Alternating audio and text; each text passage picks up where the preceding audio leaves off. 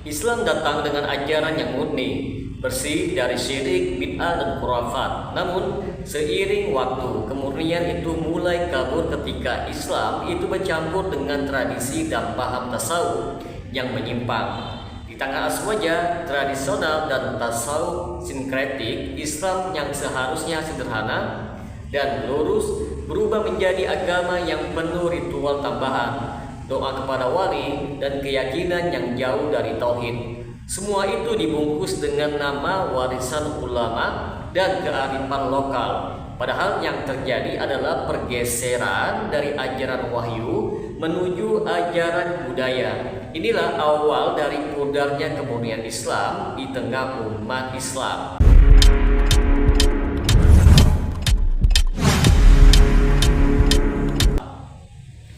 Assalamualaikum warahmatullahi wabarakatuh. Jumpa lagi dengan saya Rio Mulyadi di channel Manhaj Dakwah. Pada episode kali ini kita akan membahas tentang pengaruh aswaja tradisional dan tasawuf sinkretik terhadap kemurnian ajaran Islam.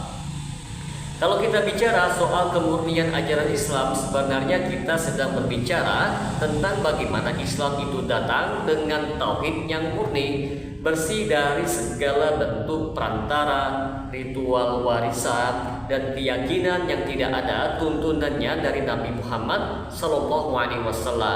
Islam turun dengan konsep tauhid rububiyah, uluhiyah, dan asma wa sifat yang sangat jelas. Tapi di banyak wilayah termasuk dunia Melayu dan Nusantara secara umum, kemurnian itu kemudian bercampur dengan berbagai unsur tradisi dan budaya lokal. Disinilah muncul peran besar kelompok aswaja tradisional dan tasawuf sinkretik yang kemudian ikut mewarnai wajah Islam yang dikenal masyarakat pada hari ini. Aswaja tradisional, teman-teman, khususnya yang berkembang lewat jalur pesantren, yaitu pesantren tua, memang punya jasa yang besar dalam menyebarkan Islam ke pedesaan. Tetapi mereka tidak hanya membawa Islam sebagaimana dalam dalil Al-Quran dan As-Sunnah, melainkan Islam yang sudah dibungkus dengan adat, amalan leluhur, dan doktrin tasawuf yang sudah bercampur dengan pandangan filsafat. Tujuan awal yang mungkin baik agar masyarakat mudah menerima Islam tanpa harus memutus budaya, tetapi akibatnya nilai-nilai tauhid yang seharusnya itu lurus dan tegas menjadi kabur karena diselimuti berbagai tradisi yang sebenarnya tidak ada dalam ajaran Rasulullah SAW. Contoh, banyak ritual keagamaan yang dianggap bagian dari ajaran aswaja, padahal asalnya bukan dari agama. Seperti tahlilan selamatan, haul, kenduri, dan peringatan hari-hari tertentu yang dikaitkan dengan amal ibadah. Dalam pandangan fikih yang murni dan akidah yang bersih, amalan seperti itu tidak ada tuntunannya.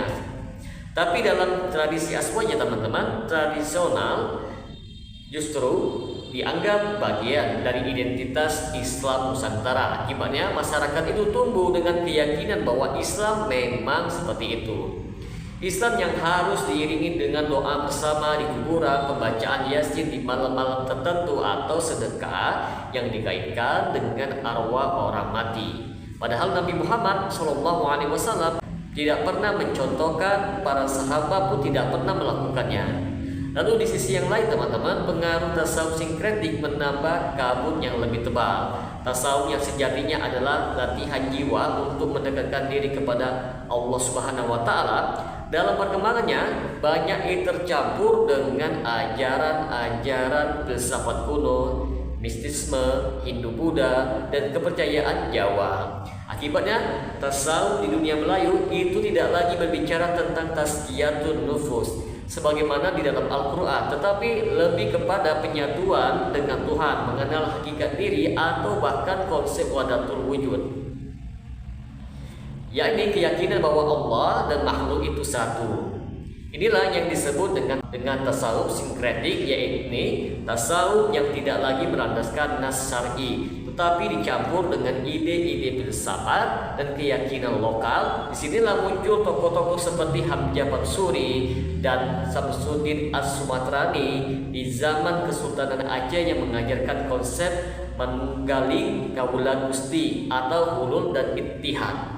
yang semuanya bertentangan dengan tauhid Islam yang murni. Tetapi karena ajaran ini dibungkus dengan istilah makrifat dan hakikat, banyak orang awam yang menganggap itu sebagai tingkat spiritual tertinggi. Padahal di balik istilah tersembunyi itu pemahaman yang bisa mengguncang inti ajaran Islam, yaitu bahwa Allah tidak lagi dipandang sebagai Tuhan yang maha tinggi dan terpisah dari makhluknya, melainkan hadir di dalam segala sesuatu.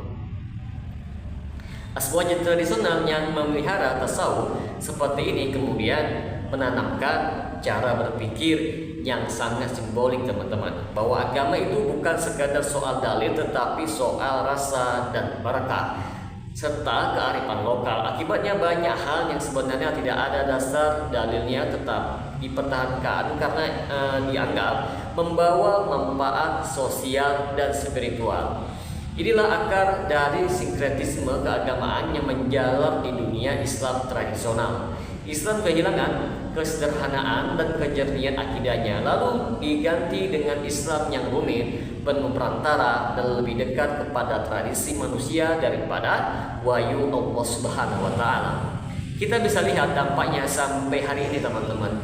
Banyak orang Islam yang berdoa kepada wali, ziarah kubur dengan tujuan meminta berkah, bahkan menyalakan lilin atau menyajikan sesaji untuk para leluhur, tetapi tetap mengaku Muslim Ahlussunnah wal Jamaah. Ini bentuk nyata dari pencampuran antara Islam dan tradisi lokal yang dibiarkan hidup karena payungnya adalah aswaja. Bahkan di banyak pesantren, kitab-kitab tasawuf falsafis seperti Ihya Ulumuddin atau Al-Hikam menjadi bacaan utama tanpa penyaringan akidah, sehingga konsep-konsep seperti pana, ittihad, dan makrifat sering diterima mentah-mentah oleh santri tanpa pemahaman yang benar. Padahal Islam tidak butuh tambahan-tambahan seperti itu, teman-teman. Untuk menjadi indah, Islam itu sudah sempurna. Rasulullah SAW pun bersabda bahwa setiap perkara baru dalam agama adalah bid'ah dan setiap bid'ah adalah sesat. Tapi sayangnya semangat ini justru dianggap kaku dan ekstrim oleh kalangan aswaja tradisional. Mereka lebih memilih menjaga harmoni sosial meski harus mengorbankan kemurnian tauhid. Kalau dilihat dari sisi sejarah, pencampuran antara aswaja tradisional dan tasawuf sinkretik ini muncul karena dua hal, teman-teman. Yang pertama, pengaruh ulama sufi dari Timur Tengah yang datang ke Nusantara membawa ajaran tasawuf yang populer. Yang kedua, upaya dakwah yang terlalu kompromitis terhadap budaya lokal. Dua hal ini bersatu dan melahirkan wajah Islam yang ramah budaya tetapi miskin ketegasan terhadap syirik dan bid'ah.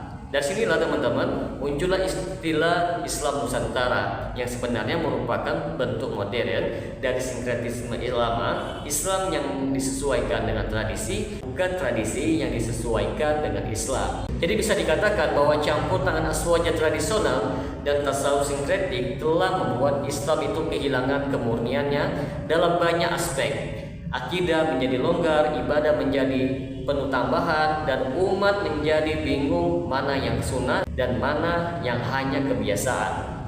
Umat tidak lagi belajar Islam dari Al-Quran dan As-Sunnah, tetapi dari budaya yang diklaim sebagai warisan ulama terdahulu. Padahal ulama yang sejati selalu mengembalikan setiap perkara kepada dalil, bukan kepada tradisi. Akhirnya, teman-teman, ketika muncul gerakan dakwah yang menyeru kembali kepada tauhid yang murni dan sunnah, mereka justru dituduh membawa ajaran yang baru, dituduh keras, bahkan dianggap memecah belah umat. Padahal yang sebenarnya pecah adalah keaslian ajaran Islam itu sendiri, karena telah dicampuri oleh tangan-tangan manusia dengan nama tasawuf, bid'ah, dan tradisi. Dan inilah realita pahitnya, teman-teman. Islam yang murni dan lurus sering kalah oleh Islam yang ramai dan berwarna. Karena manusia itu lebih mudah mencintai simbol dan ritual daripada ketaatan yang benar-benar kepada wahyu. Semoga dengan sedikit penjelasan ini dapat memberikan manfaat bagi teman-teman sekalian. Dan apabila channel ini dapat memberikan manfaat bagi teman-teman sekalian, silakan like, subscribe, dan share. Semoga bermanfaat. Assalamualaikum warahmatullahi wabarakatuh.